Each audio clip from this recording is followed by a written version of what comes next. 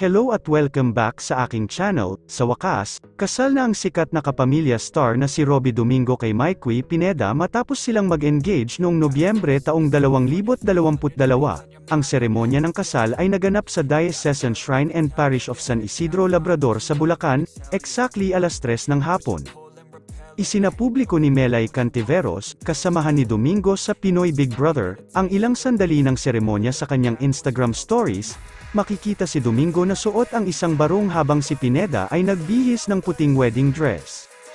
Isang makulay at masayang yugto sa buhay ng magkasintahan na tinanghal sa altar, nagbibigay inspirasyon sa kanilang mga tagahanga na sumubaybay sa kanilang pag-ibig. Mabuhay ang bagong kasal! Bago nyo panoorin ang kabuuan ng video ay huwag kalimutang mag-like, comment, share at subscribe.